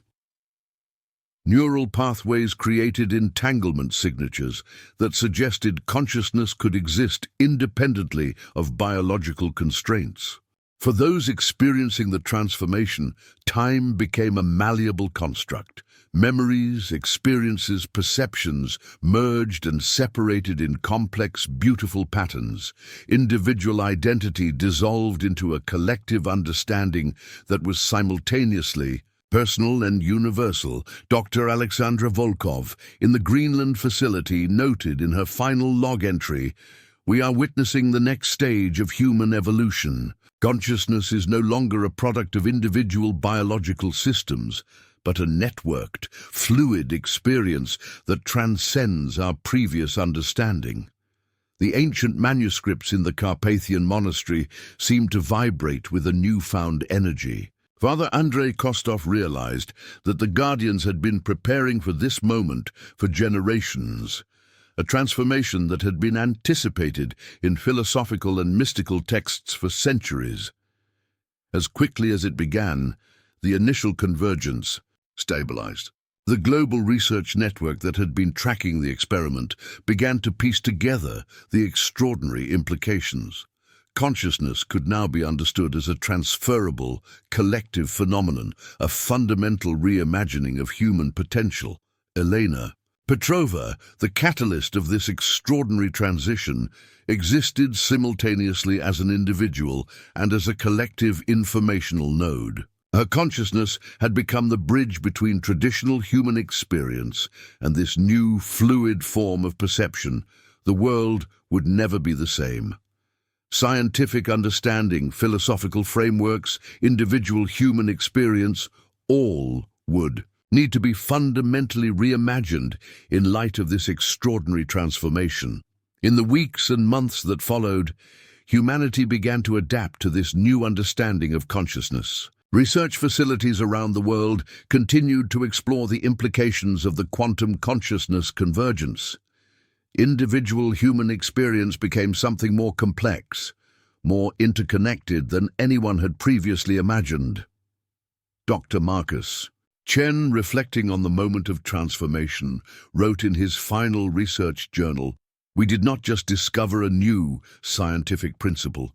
We witnessed the next stage of human evolution, a moment when consciousness became something more than we could have ever anticipated." The echoes of that moment would resonate through human experience for generations to come, a testament to the extraordinary potential of human consciousness, to the power of scientific exploration, and to the fundamental mystery of human perception. Humanity had crossed a threshold, and the journey was just beginning.